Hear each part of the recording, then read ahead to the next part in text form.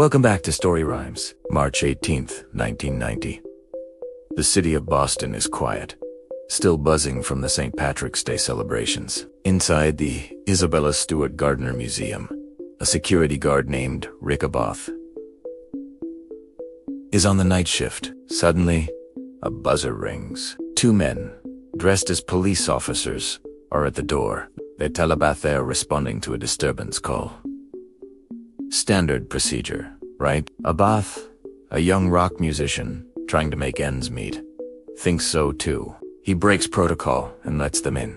This single decision would set the stage for the largest art heist in modern history. The officers immediately tell Abath he looks familiar and that there is a warrant out for his arrest. They ask him to step away from the security desk, effectively cutting him off from the only panic button. They then handcuff him and his fellow guard, telling them, "Gentlemen, this is a robbery." They take the guards down to the basement, duct taping their hands, feet, and eyes, and leaving them chained to two pipes, with the only two witnesses completely neutralized. The thieves now have the entire museum of priceless treasure trove to themselves for the next 81 minutes. Now, let's talk about the museum itself.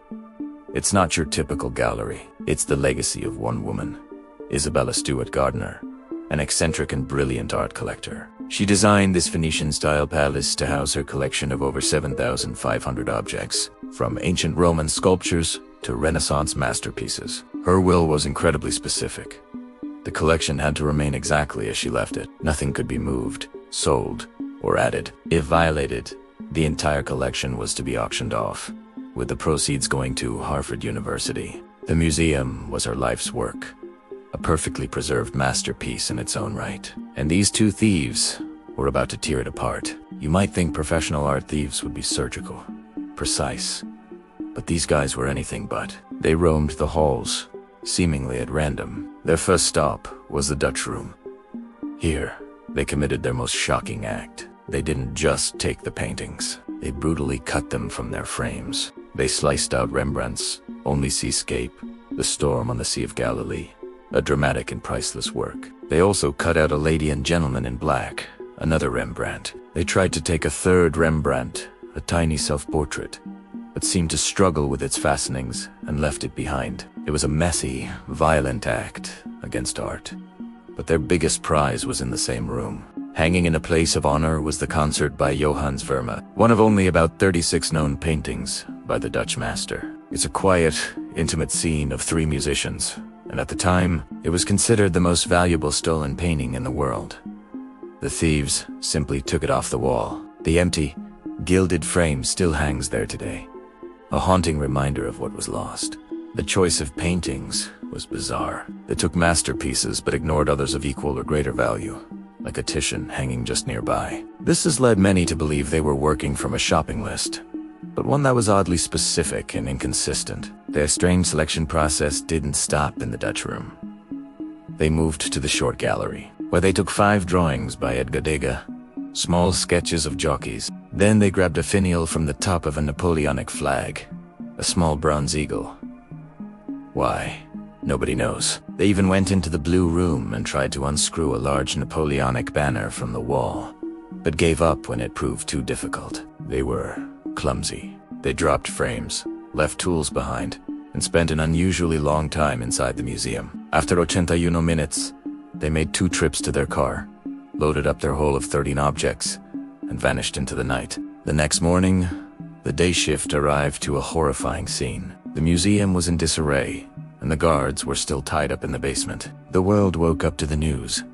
$500 million worth of art was gone. The FBI was called in immediately, and one of the most complex and frustrating investigations in art history began. The initial theory pointed to the Boston mob. The city was a hotbed of organized crime, and a heist of this scale seemed like their handiwork. The leading suspect was a local gangster named Carmelo Merlino, who allegedly bragged about having access to the paintings.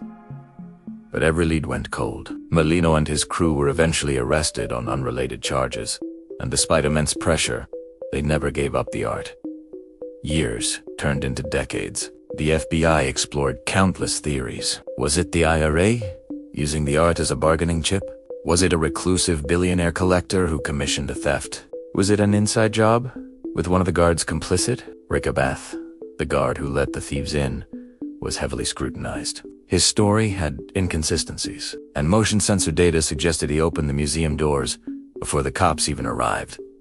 But no concrete evidence ever linked him to the crime. He has always maintained his innocence, claiming he was just a naive kid who made a terrible mistake. The other guard passed away, taking any secrets he might have had with him. As time went on, the focus shifted to a different set of criminals connected to a mob crew out of Connecticut. A key figure was a man named Robert Bobby the Cook Gentile. In 2012, the widow of another mobster told the FBI that her husband had given 2 of the paintings to Gentile. When the FBI searched Gentile's home, they found a secret ditch under a false floor, but it was empty. They also found a list of the stolen artworks with their estimated black market values. Gentile, who passed away in 2021, denied everything until the very end, even after failing a polygraph test. Was he the key, or just another dead end? Today, the 13 pieces are still missing. The total value is now estimated to be well over $500 million. The Gardner Museum has offered a $10 million reward for information leading directly to the recovery of the art.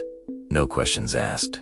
The statute of limitations for the theft itself has long expired, meaning the thieves can't be prosecuted. The only crime now would be possession of stolen property. The museum's stance is clear. They just want the art back. The empty frames still hang on the walls of the museum, waiting for their masterpieces to return. They serve as a powerful symbol of loss and a constant, silent plea for their homecoming. What happened to the paintings? Are they sitting in a vault, admired by a single collector? Were they destroyed out of panic when they became too hot to handle? Or are they hidden away, waiting for the right moment to resurface?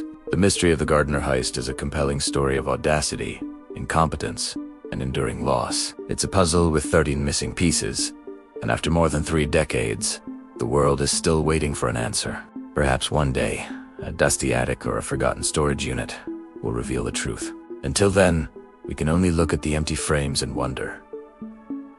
Thanks for watching. If you found this story as fascinating as I do, please hit that like button and subscribe for more deep dives into history's greatest mysteries.